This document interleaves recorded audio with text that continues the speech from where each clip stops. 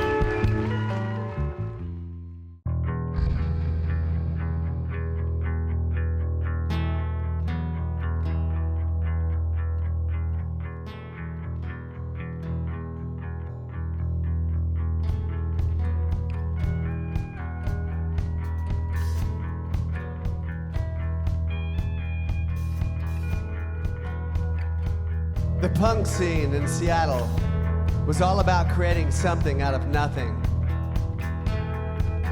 There was only one bar that booked punk bands, the Gorilla Room.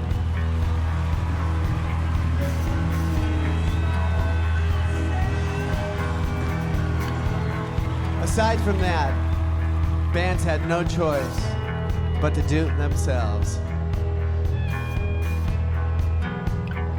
And people didn't take themselves too seriously in the scene either. There was a weird sense of humor, and being musically different was rewarded.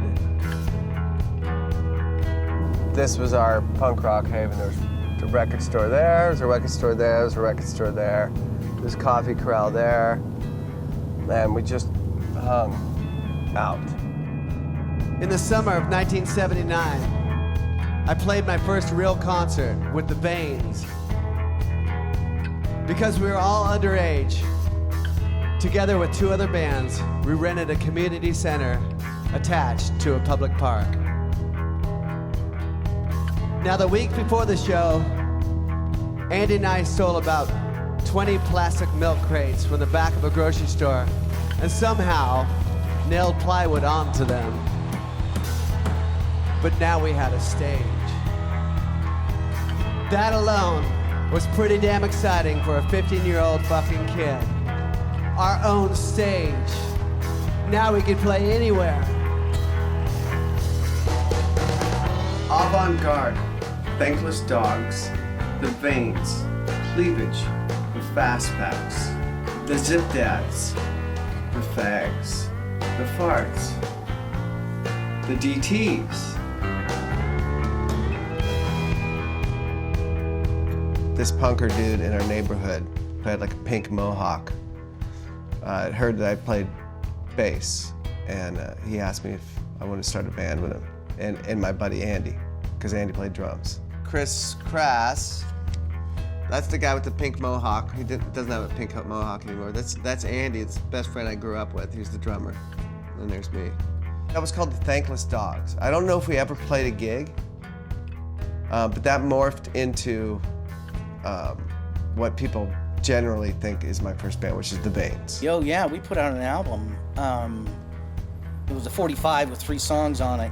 It's actually in the EMP Museum here.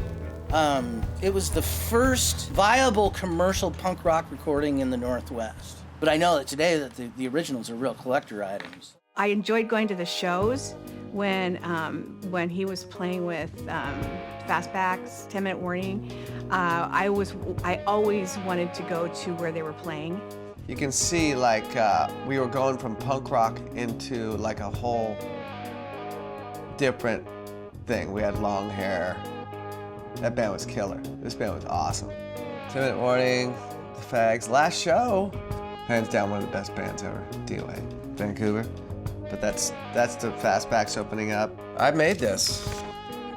I made that flyer. Here's some lyrics I wrote. It's probably about 17. This is all, of course, before guns. There was this really thriving music scene that I was involved with. Fastbacks, Silly Killers, 10 Minute Warning. 5 bands, $5. That's the Fastbacks. Kim Warnick, Lulu, Kurt Bloch, myself, with a turtleneck. You know, back in 1980, 1981, you weren't really supposed to like, you know, it was kind of wrong to like punk rock. If you're a punk rocker, you're a punk rocker. If you're a alternative rocker, then you're into that. I mean, you had to pick your team. And, you know, we didn't really know. It's like we loved, you know, all of Van Halen and AC/DC and Cheap Trick, you know, just as much as the Ramones and Black Flag. I'd been reading The Rocket and hearing about you guys, you know, 10 Minute Warning, The Farts, and all these other bands, and I was just like, I gotta go here. You know, every city's got their local scene, but Seattle, to me, we were talking before, took punk rock and Sabbath and put it together in all these bands.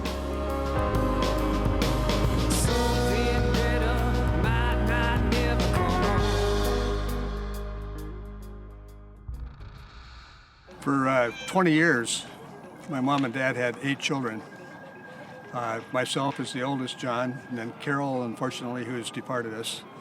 And then we have Mark, Bruce, Claudia, Joan, Matt, and then Duff. I started smoking pot at a really young age, 4th grade to be exact. I took my first drink in the 5th grade and tasted LSD for the first time in the 6th grade when I was offered blotter acid by an 8th grader on my way to Eckstein Middle School in Seattle. I first snorted coke in the 7th grade too. I also tried codeine and Quaaludes and Valium in middle school. My best friends and I started hot wiring cars in middle school. Andy had heard something about the pre-63 VWs. We found out that you could actually use a Swiss Army knife and you could start old VWs. That you could start the engine with a screwdriver at the dashboard. I don't want to give all the tricks away. We stole a few cars. I was actually a little more prolific at it than Duff was. We'd go to these parties like over in Ballard, which is far from where we were from in Seattle. And we'd have to walk or take the bus. Now the bus stopped running at 1:30. We couldn't take the bus, so that's a long walk. How am I going to get home? Hey, you steal a car, go home, you know, dump it a couple blocks away and you walk, and no harm, no foul. We always called it borrowing. We didn't call it stealing. But I was involved in more car thefts than I can count, and more than I care to remember. But Andy, I think at the end of his run, it was something like 112 cars he stole. I lost count after 200, but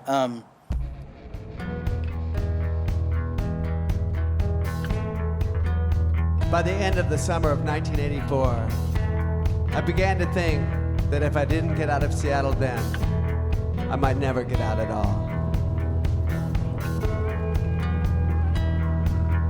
I could make it to LA in my old car, leapfrogging from crash pad to crash pad, maybe land at my brother's apartment for a few nights. But beyond that, there was nothing in particular drawing me toward Los Angeles. It was just a place, a bigger place, a place that wasn't Seattle, and with luck, a safer place than the heroin-infested Pacific Northwest.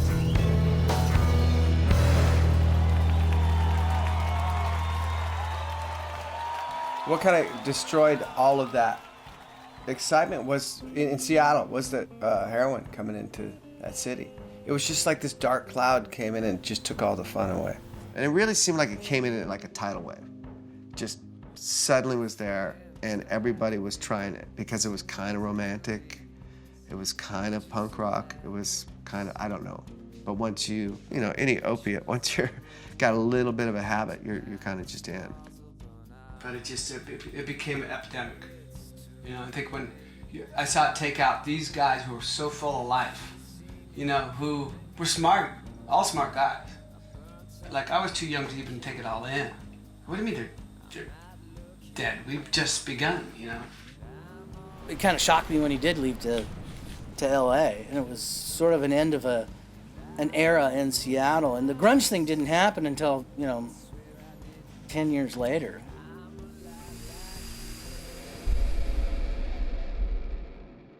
He was really motivated to be a musician in Los Angeles. I don't think he was motivated to be a well-known musician. I just think he wanted to be able to get into the music scene down here and get into a band.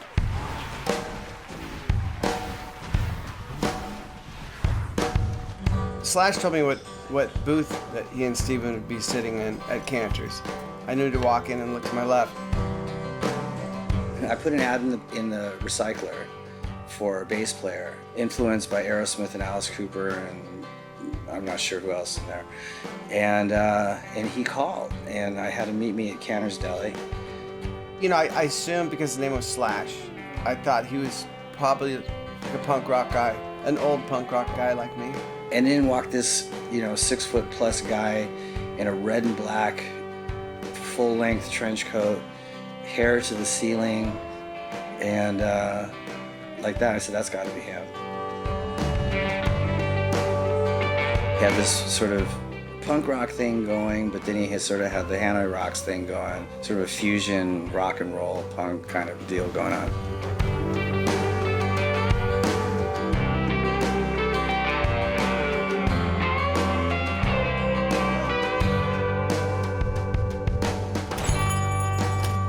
I walked in, looked at the first booth on the left, and saw all this fucking hair. Somehow, I'd expected these guys to look like Social Distortion. Instead, even though they appeared about my age, the dudes in Road Crew had long hair and rocker chick girlfriends. If the sight of two long-haired rockers from Hollywood was a shock for me, I could hardly imagine having to talk to them. Of course, with my short, day-glow blue hair and long pimp coat, I must have looked like a Martian to them too. And both parties were a little surprised and curious when we first met face to face.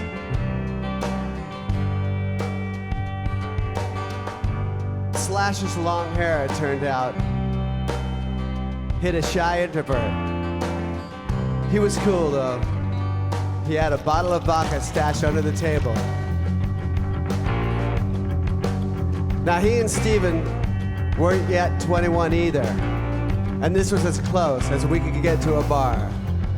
We drank vodka and ate bowls of Cantor's barley bean soup.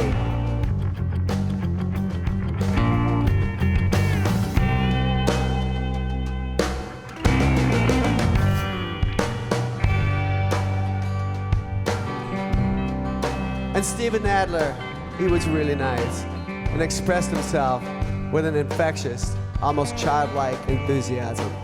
He said, "Listen, we're gonna be great. Gonna get the feet stomping and the hands clapping." And he still says that to this day.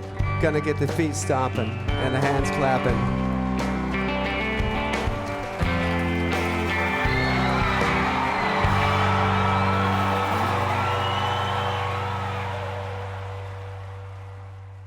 And then going back to Slash's house that night after we talked at Cantor's, and he started playing guitar.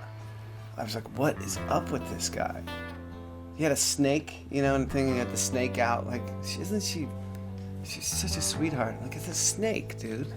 I don't know about this sweetheart. And you're playing guitar like that?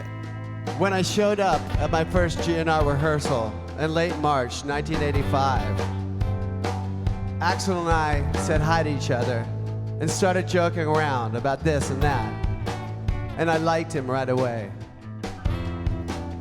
Whoever was running the sound then asked Axl to test out the microphone. and Axl let out one of his screams, and it was like nothing I'd ever heard. There were two voices coming out of him at once. I suppose there's a name for that in musicology, but all I knew in that instant was that this dude was different and fucking powerful and fucking serious. And as for Izzy, he wasn't from the school of fancy guitar playing.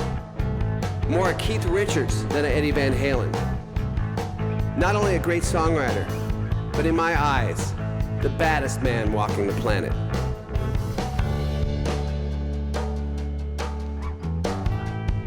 One night, when we were talking after rehearsal, Izzy mentioned a band called the Naughty Women, and it rang a bell.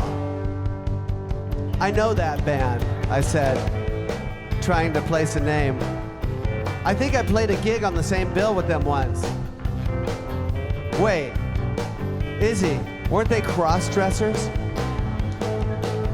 Yep, Izzy said. I was the drummer.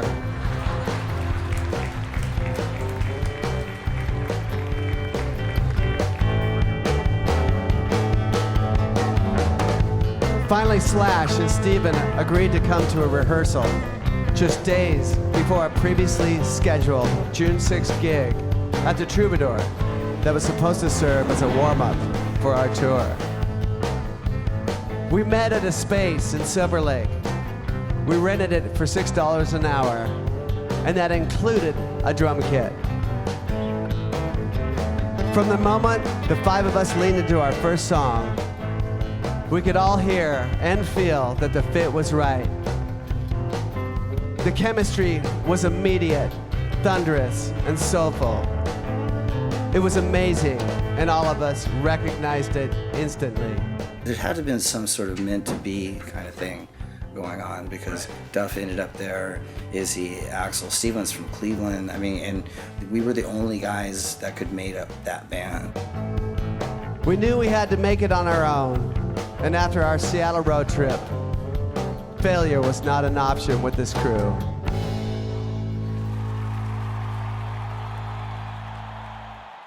And we were like all really became very tight very fast, and we were all fucking driven and you know, set on this path together, you know? It's a very romantic type of story. 4 months, 5 months later, he calls me and says, come on down, we got signed. I just got $20,000, and he bought me a plane ticket, and I went down there, and because they were playing at the Whiskey, and Aerosmith's manager rolls up, and they got this, you know, limousine, and that's when, you know, Duff said, well, you can't come, I'm standing on Sunset Strip. First time I ever been to LA by myself, and Aerosmith's manager, Tim Collins, wanted to meet with us. And I couldn't very well bring my friend along for this big meeting. It's like, well, wait a fucking minute. What am I gonna do? He goes, you know how to get home. Here's the key to the apartment. Just go to the apartment.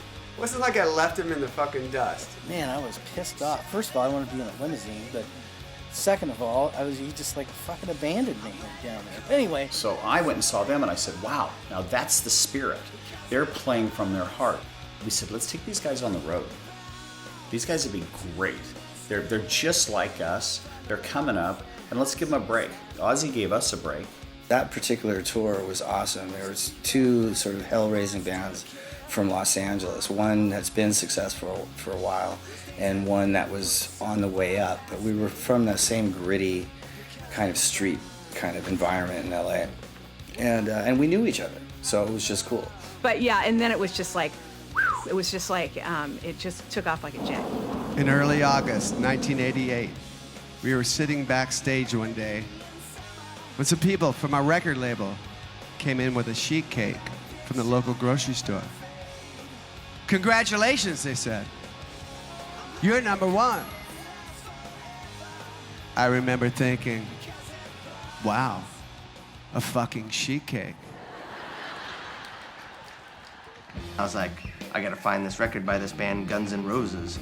And I didn't know what they looked like or anything. And then I saw what they looked like, and I was like, Jesus Christ, these guys are creeps. Who are these fuckers?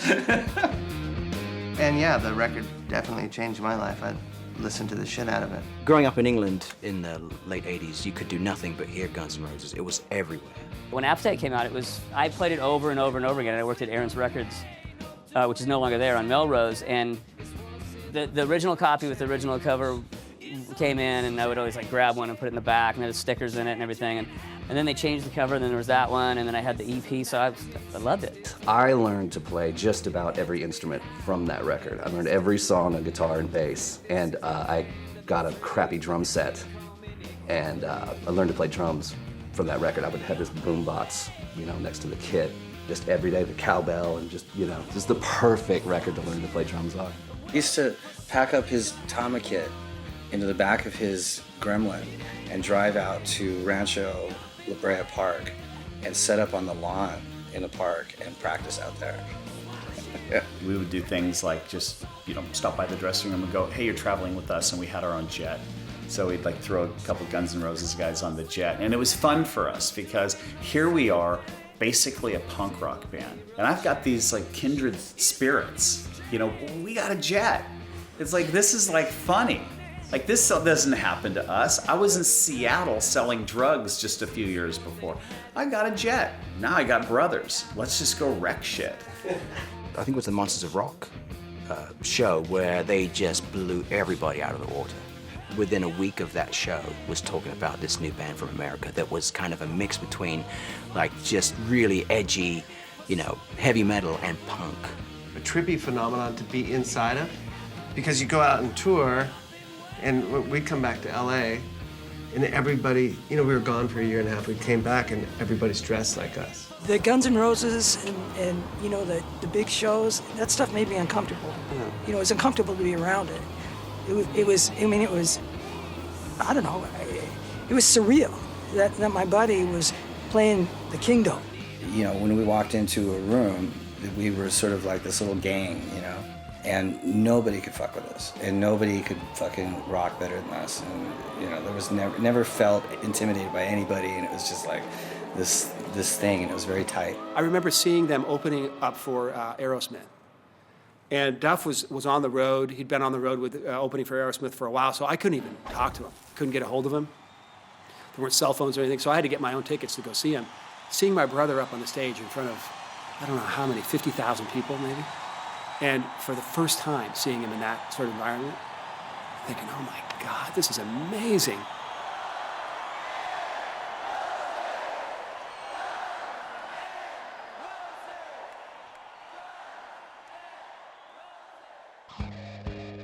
On Christmas Day, 1989, I gave her the Halliburton luggage Aerosmith had given me and asked her to get out. I was adamant, and I was keeping the dog. Merry fucking Christmas. I felt completely lost and heartbroken. I thought I'd let my mom and my family down. I thought I'd been caught living a lie, or rather lies. Those little lies you tell yourself to help make your life fit a more idealized image. Now they had all suddenly been laid bare. For me, it all boiled down to one simple thing. Just like my dad, I thought, in whose footsteps I tried so hard not to follow.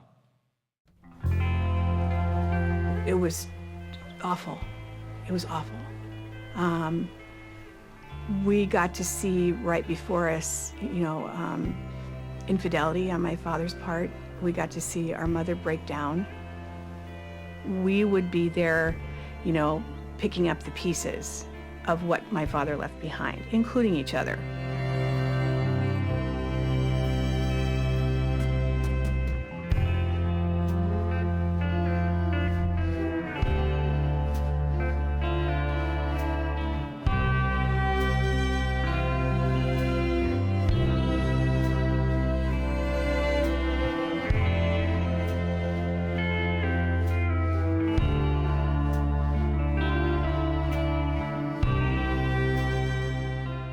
Duff had come up to visit us so that he could introduce us to his wife. And we went out for breakfast at a really nice restaurant. So he ordered a screwdriver, a triple, and he told the waitress, just keep him coming. And that was at breakfast time. She was a heavy drinker, and she really contributed, I think, to his problem. That was not a good marriage.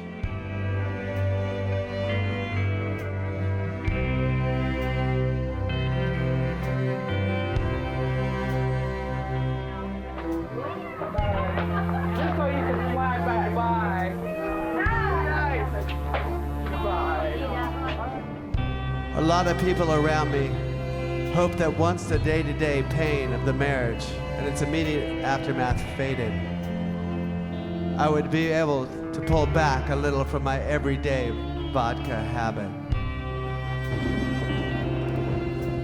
But instead of straightening out, I kind of fell apart. My drinking had taken off as the marriage went sour. And when she left the house, I started to add more drugs to the mix. My first drink of the day slipped forward from about 4 in the afternoon to more like 1.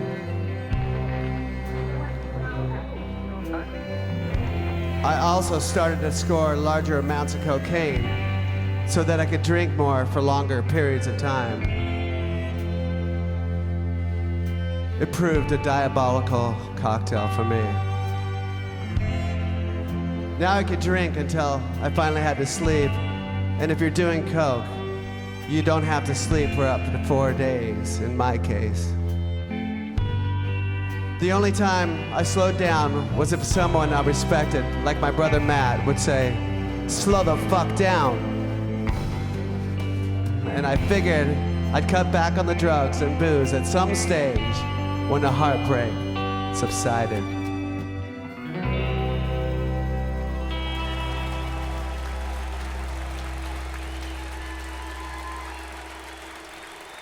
The concern for me mainly came from the anxiety that he was having.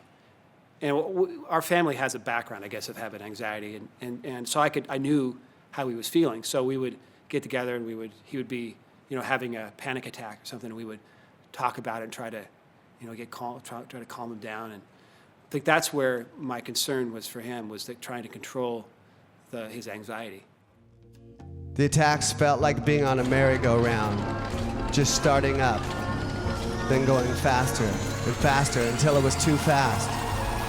Then the ride turned into a gravitron, where you're spinning so fast you are pinned to the walls and the bottom drops. You're unable to move, unable to make it stop, unable to get off. I'm trapped. The sugar and alcohol speeded up panic attacks, as did cocaine. But drinking even more was the only way I knew to combat the attacks. It was a harrowing experience each time I arrived at a concert venue. And then came the gig at the Riverport Amphitheater outside St. Louis on July 2nd, 1991. The show started about an hour late, which by this point almost counted as on time. We played about an hour and a half, and we're in the middle of Rocket Queen when all hell broke loose. I remember we were playing Rocket Queen, and there was this whole breakdown section, and we kind of go into this, we're just jamming. And there's a guy in the pit, and he's filming right in front of the security guys. And Axel on his microphone says, "Hey, stop that guy from filming." Axel dove into the audience to try to address something the house security had not. And the next thing I knew, he leaped off the stage, and I just saw these black feathers flying out. His foray didn't last long, and I helped pull him upright as he lunged back up on stage. He then strode to the mic and announced that because security hadn't done their job, he was leaving. He slammed the mic down and stormed off. It was like a mob scene, you saw the crowd kind of gradually turn into a mob. So I remember going to Axel's dressing room and saying, "Hey man, maybe if we go back out there, take down crowd a little bit. Axl said to me, yeah, let's try to make it back up. And at one point, Axl says, okay, let's go back out. We're standing next to the stage, watching the stage, but at this point, there was people on the stage. They were taking amplifiers, and you know, there was like 2 guys carrying the piano off. But the reaction was something that nobody was expecting. Then it got really bad. Fights broke out, and at least 100. We began to worry about the scale of what we were witnessing. Much of the venue was already in ruins, and people were getting hurt. And it was like opening the door. It was like one of the many doors in the hallway of Yellow Submarine, the Beatles movie, when you know, and a train coming. And it was just like we opened that door to go back out there, and it was pandemonium out there, you know. I vandalized some property here. I pulled out some plants and I threw it against the wall. I was mixed up in the commotion. I know I shouldn't have done that, but I just let my adrenaline take over. The scariest part is they were actually kicking apart the plastic seats and throwing up pretty large chunks of plastic seats with metal on them. But we could hear it all. The screams, the crashes, the thunder of thousands of feet. Now, 15 people have been arrested in last night's incident. They will be charged with everything from disturbing the peace to destruction of property. The band was shoved into a small van and told to get on the floor so we weren't visible. But Slash's hat was sticking up. The driver asked him to take it off. I remember that, yeah. Clots of cops ran around with batons and pepper spray. Kids ran this way and that. Medics rushed around, treating bloodied fans. Police had people in cuffs, and it looked like a fucking war zone. Slash and Duff were pretty good drinkers. You know, when I first met them, they obviously became world-class drinkers towards the end of the big GNR tour. He was so young when he started drinking. It's just hard to know what his brain was really like.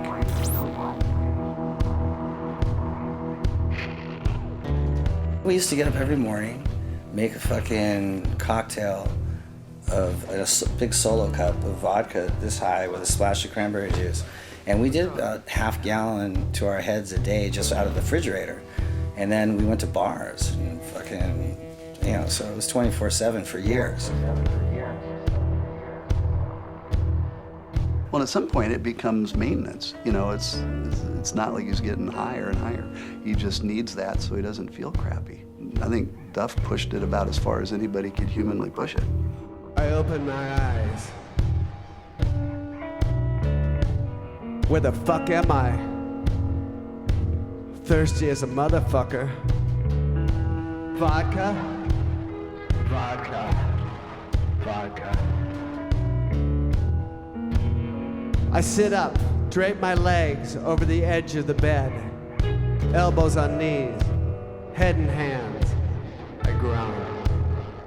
Vodka. Where the fuck am I?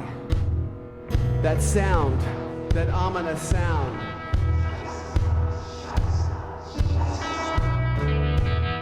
Scheisse. Not a good word. The change in tone. The bad rumble of a stadium of fans becoming foes. Again. Not again. That much vodka and that much cranberry. He would take his first sip of it and he would realize right off the bat that it wasn't the mixture that he wanted, so he would just chuck it into the barricade and he'd look over at me, turn his back and go. And I'd have to make him a proper one, unfortunately. So. He could go through and would go quite frequently through a half a gallon and a fifth of vodka in a day. I spit on the hotel carpet again and rub my eyes. Knock at the door. Thank fuck. Ice. I pour a tumbler of vodka over the fresh ice cubes. Back in the jet, snort some more coke. Vodka. Vodka. Vodka. No Izzy. It's not going down like this. Don't go. The whole room is vibrating with anger from within and more ominously from without.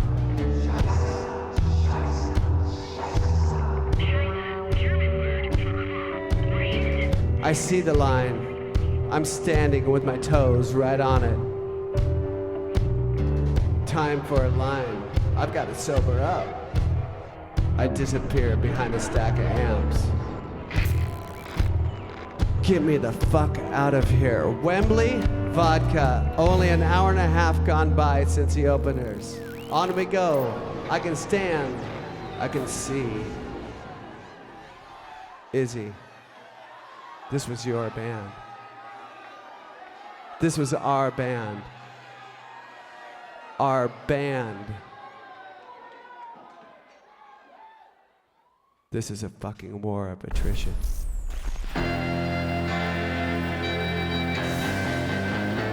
know, I remember when he decided he was going to stop drinking. I remember I went to his house and, you know, he was holding a half-gallon of wine. Gallo. He says, "I stopped drinking," and he's holding a jug of wine. You know, I said, "What's that?" He said, "Oh, I stopped drinking vodka."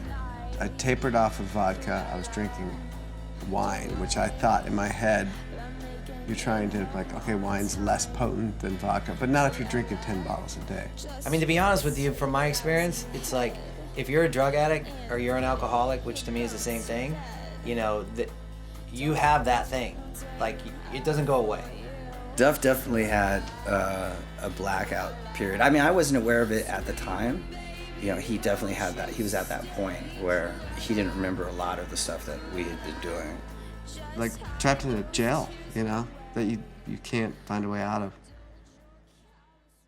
It's a scary place, you know, because an addict doesn't want you to tell them what they already know. At some point, Duff, something had to shock him enough for him to make up his mind. It was like another morning waking up like, what the fuck did I do last night? And when I rolled over, there was like a little shooting, stabbing, sharp pain. So I rolled over again, and that pain spread. It spread like down lower into my guts. I'm like, that's not fucking heartburn. So I get a call from Duff. You need to get over here right away. So I go upstairs and I find him laying on the floor, sort of in a half fetal position, naked as a jaybird. Mama put those guns in the ground. I can't shoot them anymore. Those cold black clouds that come around. It spread and I couldn't move. It was like I was on fire. So I suddenly thought, this is it. Come on, little. Knock, knock, knocking on heaven's door. Knock, knock, knocking on heaven's door. Let me hear ya. Basically, half flung him over my shoulder and get him into my car, and we go to Dr. Thomas's office, which is about 4 blocks away from here. Basically, you know, alcohol is a poison. In his case, it was just direct toxicity to the pancreas cells, and they just get pissed and release all this nasty juice into themselves. And they got me to the hospital. I asked everybody, the RN, and just kill me, just kill me, just kill me. Just barely whimpering, just kill me. There was a guy with a broken back, and there was me, and they had morphine in, and it wasn't working, man. And the guy with the broken back said, "Man, I got a broken back, but I'm just glad I don't have whatever you have." Well, he said, "Dude, my pancreas exploded. I gotta slow down." I guess that was pivotal for him, that moment. And I think his life changed after that. My pancreas had expanded the size of a football, and it burst. So I did have third-degree burns on the inside, you know, and so I was on fire. No, I mean, not like you'd think of a colon exploding or a gallbladder or appendix exploding, but it basically just started chewing itself apart from the inside out. Monday, I saw him smiling. By Tuesday, we talked a while. I remember them asking Andy all these questions about me. What's your friend on? What's your friend? Like I wasn't there, and I really wasn't. I remember at one point telling me that, it's a good chance he's not going to make it through this. And so I went out to the hospital, and I saw him out there, and his mom was there, just like he talks about in his book. It was hardcore. And they gave me a button for the morphine, a button for the Librium. Take as needed. So I was just like, The last thing you need when somebody's basically having a 3rd-degree burn inside their abdomen is to have them also go through alcohol withdrawal. But they came in and did another ultrasound before surgery, and my pancreas had come down. It's looking like you've been given a second chance, dude. And you better figure out what you're gonna do with it. And that was like all the rehab I needed. You knew this was coming, I thought. All you ever wanted to do was leave your mark on the world. Get in, get out. You've done that. I figured as part of Guns, I'd left a big mark. What else do you have to live for anyway? What else do you have to live for anyway? What else do you have to live for? I'll never forget when my mom came to the hospital to see me. She was in a wheelchair from Parkinson's disease. And there I was, her youngest son. Now you've failed your fucking mom, She shouldn't see you like this. That wasn't part of the plan either. The order isn't right here. I should be taking care of her. It's not right. You're a fuck up. I'm a fuck up. The key for me was admitting how selfish I was being and how terribly bad I'd been hurting my own mother.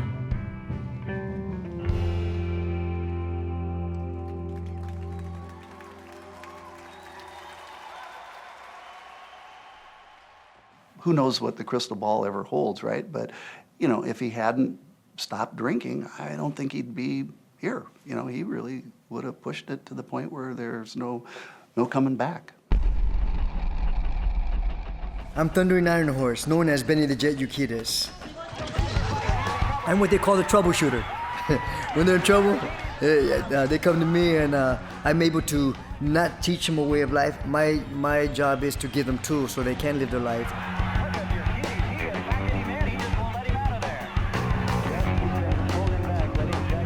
I teach the art of war. I teach the art of mental warfare, physical warfare, spiritual warfare, character warfare. I turn people inside out, and so they can see themselves. And sometimes, a lot of times, we hide it very well.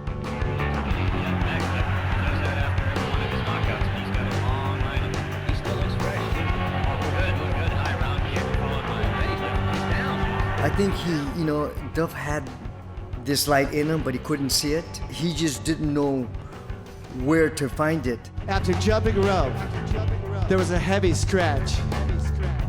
I would be shaking by this point. And Benny would stretch me, and sometimes that would be the rest of the workout. He could tell when my body had been pushed far enough. He could also pick up on stress during the stretching sessions. He looked at my eyes and gauged the tension in my muscles and could tell what was going on inside of me. He talked to me when he sensed I was receptive to his lessons. But it wasn't a conversation.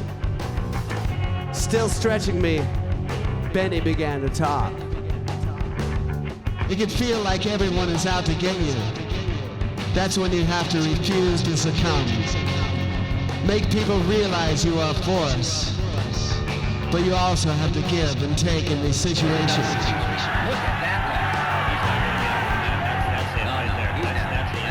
Place pain in a steel box and let it float away, Benny would say. Pain will always be there. It's how you deal with it that matters. So we went from the mental workout to a physical workout. And then from the physical workout, he really got a chance to really start to recognize that he was actually going into a lineup, mental, physical, spiritual lineup. I think was really good for him, and to really get into that and have such a great mentor in Benny, calming and had great, very, very wise, and just a great influence on Duff. And I think that was a big part of helping him get his life back on track.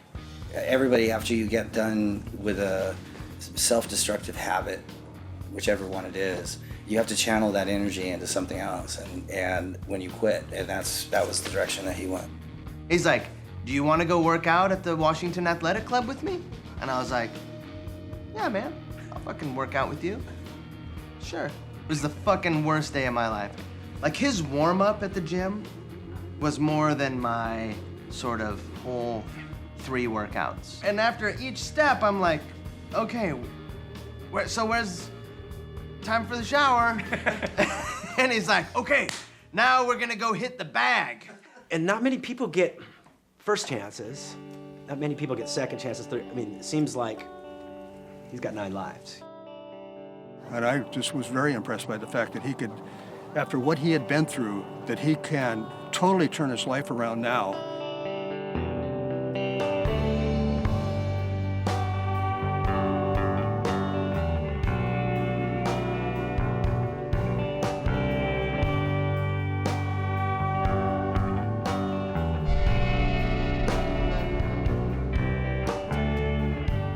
Her name is Susan, he said as we waited for her to answer. He quickly told her about me and then just handed me the phone. We exchanged pleasantries and agreed to meet up at some stage when I got back to LA in October. And she sounded really nice. He connected us on the phone. And the minute we started talking, we really just kind of clicked. I know it sounds crazy, but it's true. And we just enjoyed each other's company, good old-fashioned way, just talking on the telephone. And as we walked past a newsstand, he pointed to a magazine cover. That's Susan there, he said. Oh. Oh, check this out. She happens to have, a picture in Allure magazine this month. And then he showed Duff the picture, and Duff was like, yeah. Now call me shallow, but I was much more interested once I saw that fucking photo. She had long brown hair and dark almond-shaped eyes. Fucking beautiful. She was nearly naked in the shot too, and her body was absolutely slamming. Yeah, Stain said, reading my mind. She's the real deal. I didn't want to say it, but the famous fashion photographer Stephen Meisel gave her the nickname, The Body, after one of their shoots. What's the body's last name? I said. Holmes. She was 5'11", and I fell in love with her in that very instant. And we were pretty much inseparable ever since. I think that they just got together. It was just a great, great match. Yeah, I think that all the bad stuff had already happened to him, and so when she came along, she, I don't think ever saw any of that. For all who have touched the lives of these two, have helped them on their journey, who are their friends now and will be always, we pray to the Lord. Lord, hear our prayer. I, Duff. I, Duff. Take you, Susan. Take you, Susan. To be my wife. To be my wife.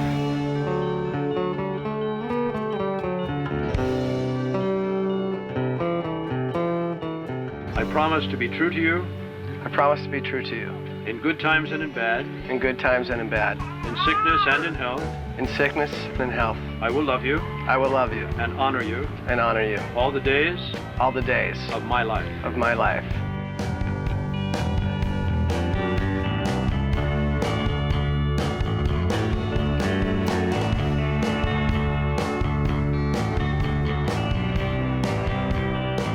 Present to you for the first time as a married couple, Mr. and Mrs. Duff Mkagan.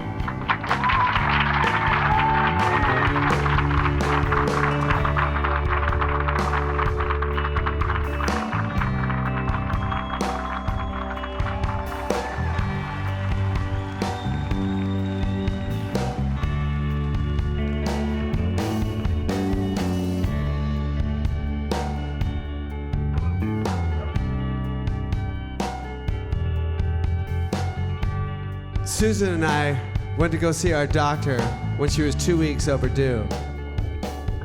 He said he was going to make us an appointment to go into the hospital the following morning so they could induce labor.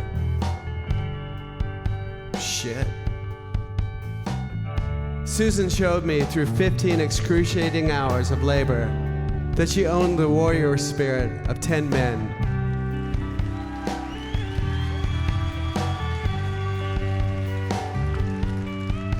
She powered through all of that pain and confusion. I know she was more scared than she'd ever been in her life. But she never quit, and she never cried.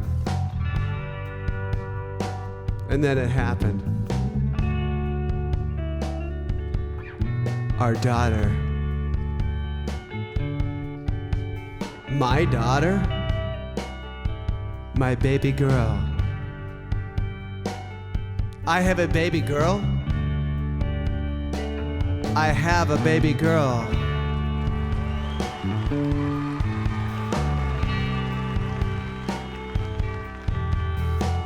We named her Grace, and now life made sense. This was why I'd survived my pancreatitis. I was here to be a father of a baby girl, and I was at last ready for it.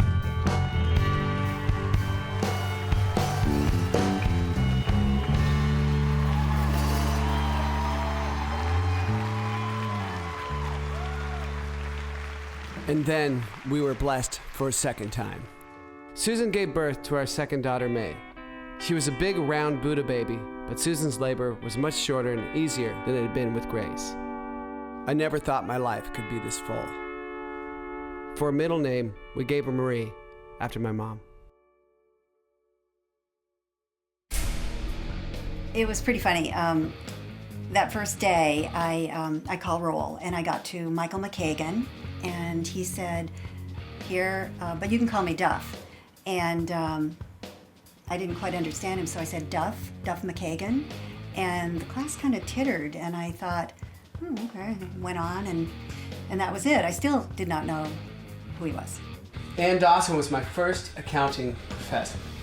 So we're into really serious day in, day out classes, and it's going fast. And I think she kind of caught on eventually that I was, even though I was 32, I was a new student, and that I was there for a different reason than the 19-year-olders. And I think maybe looking down the road at his future, wanted to have some options, and also, yeah, maybe wanted to have more control over his income. When Duff, having graduated business college and having a full-on knowledge, basically how the record business works and how royalties work and how publishing works and how percentages work and all this other, detailed stuff that he'd gone in there to really get a handle on. He was a stellar student, and I'm not really talking about A's, B's, and all that, although I think he did very, very well. But he was a very interested student.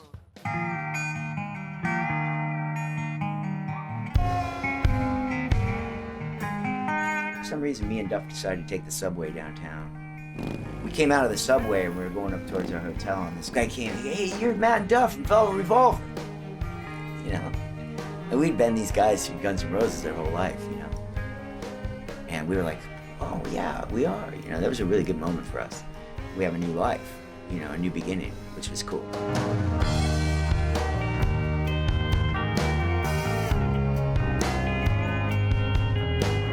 I remember when we went in to the premiere of the Hulk, we didn't have a name. And Slash had Revolver, but we couldn't trademark that because there was a million revolvers, you know? I remember we were walking through the door to watch the premiere of the movie, and Scott goes, "What about Dead Velvet Revolver?" I think Duff said, "Why don't we just get rid of Dead and call it Velvet Revolver?"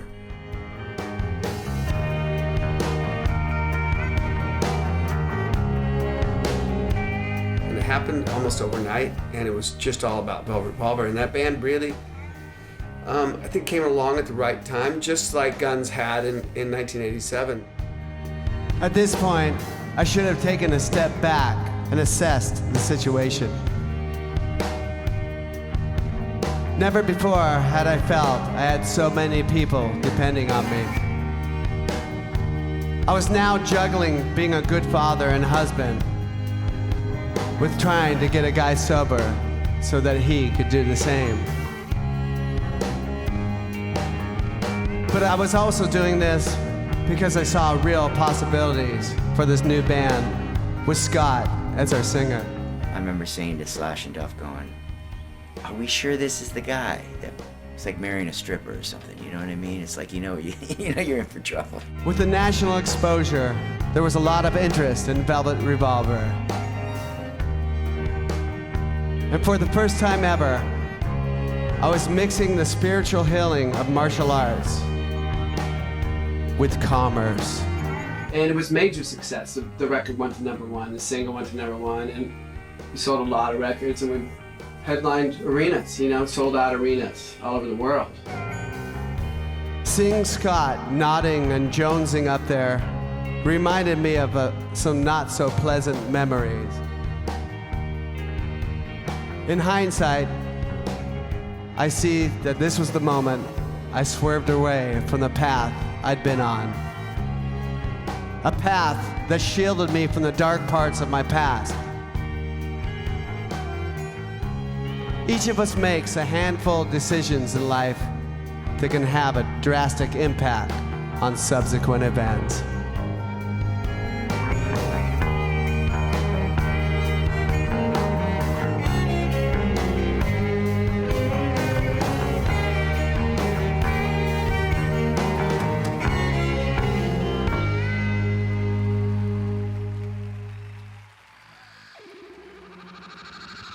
We flew out to New York to master the record, and when the record was finished, we were at Sterling Sound, and high up on a shelf somewhere in the studio there was an unopened bottle of Jack Daniels.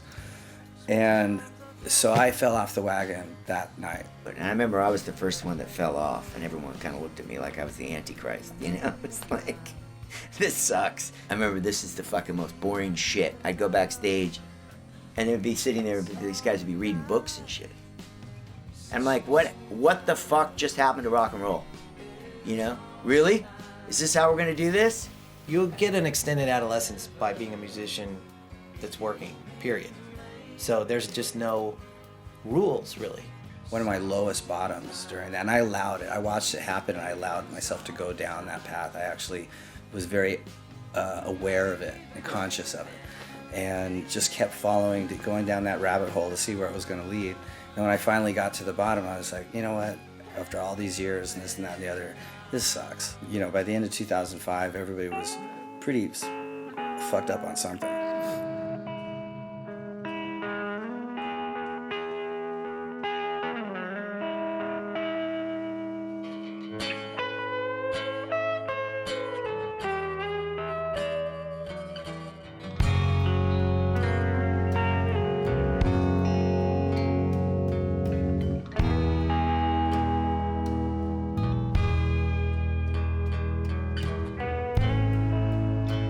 You're my flower, you're my road that I try to stay upon, even when things go wrong.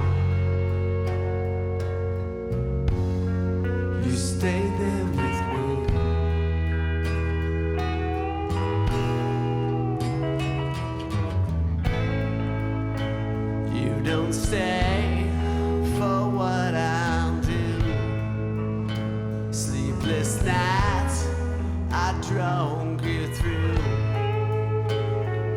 I say the things I don't mean to. You stay there with me.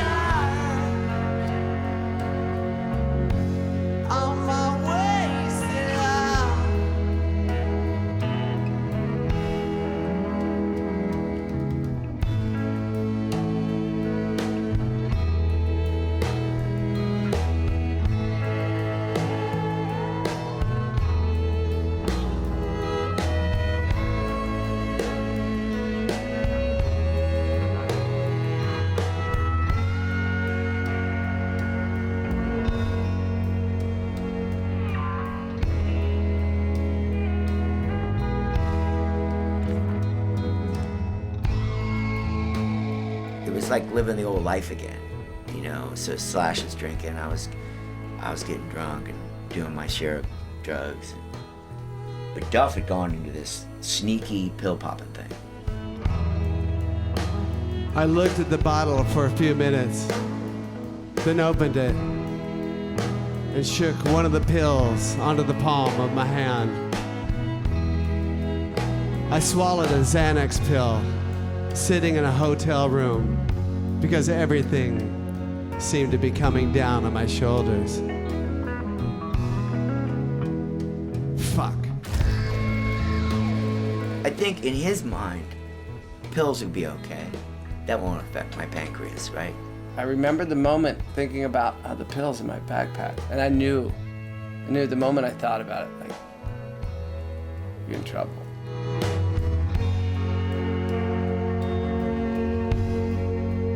Working a game. And Dave, you know, he's like, dude, what's going on with you? And, you know, I lied to him. That's what you do.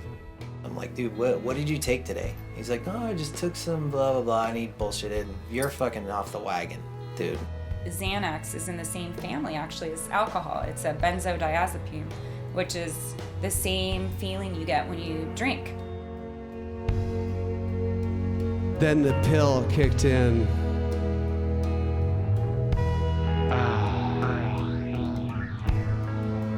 Everything's fine. The next day, I took 2 pills. My high tolerance for drugs came right back. By the 3rd day, I was figuring out how to get a hold of more pills. Lots more pills.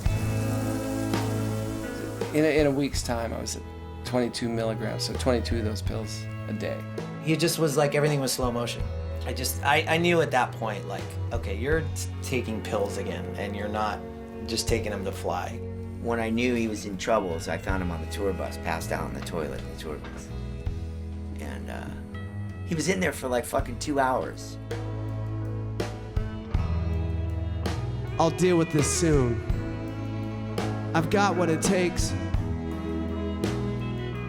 I'll go cold turkey as soon as I'm home.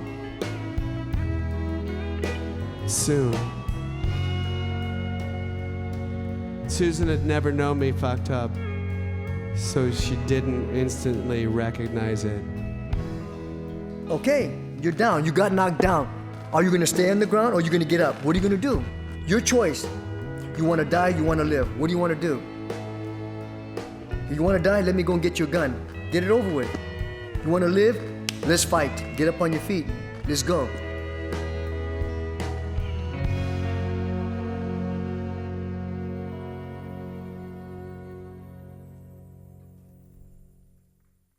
I needed this to happen to me. I wasn't bulletproof. It was time to get back to the dojo. That was a real awakening for him. And thank goodness for Susan and the 2 girls, because they really have helped him to be a good family man and papa. Yeah, they got great kids, 2 great girls, and yeah, they're both fantastic parents. He's a great dad. I'm probably the luckiest guy in the world, you know, to have grown up under the tutelage of 7 siblings. Like through all the different periods of my success and going back to school and having kids and all that.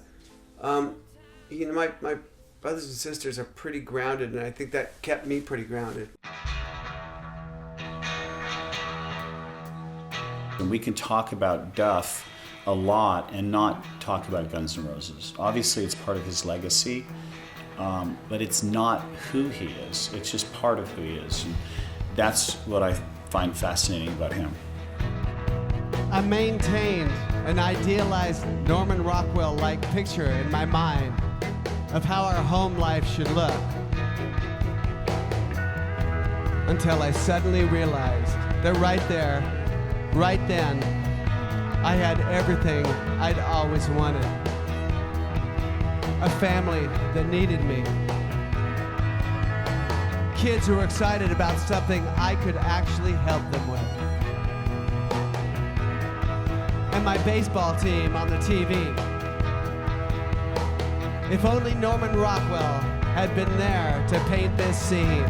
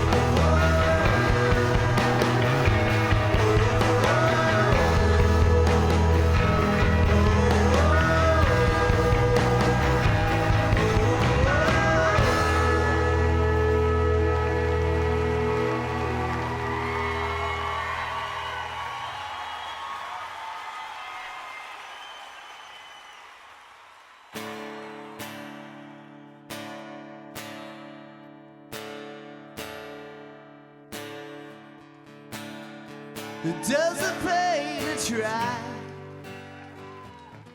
All the smart boys know why. It doesn't mean I didn't try. I just never know why. Feel so cold and all alone. Oh baby, you're not home. And when I'm home, big deal, I'm still alone. Hi, Mike.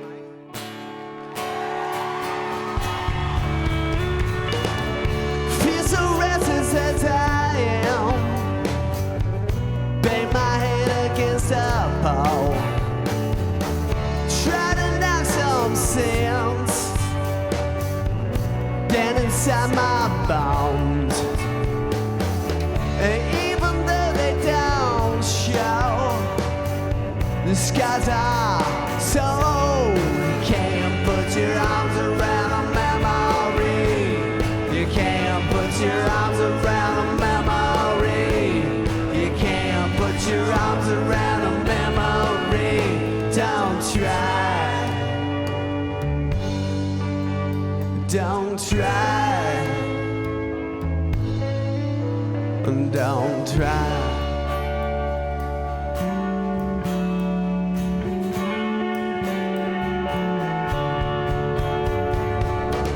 Just a bastard kid, and you got no name. Could you live with me? You won't have the same. Even though they don't show, the skies are so old. Okay, you can't put your arms around a memory. You can't put your arms around a memory. You can't put your arms around a memory. Don't try. Don't try. Don't try.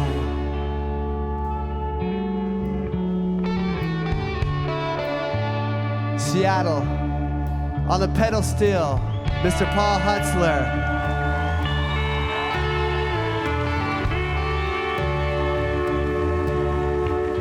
This handsome man to my left, Mr. Mike Squires.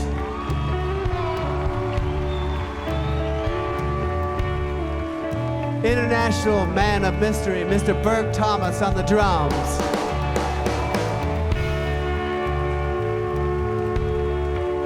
My partner in crime back here on the bass, Mr. Jeff Rouse.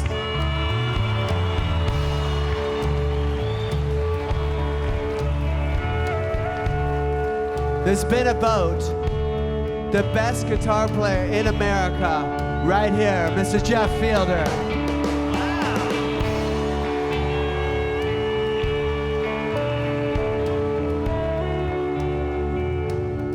We've been blessed to have this string quartet here. Put your hands together for Mr. Andrew Jocelyn, Alina Toe, Seth May Patterson on the viola, and on the cello, Dana Olive Tree.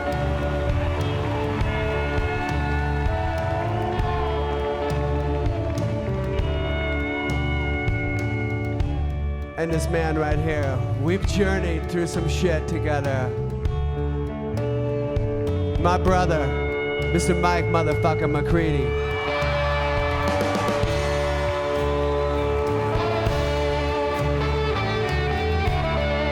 We're gonna ask you guys to help in a second here.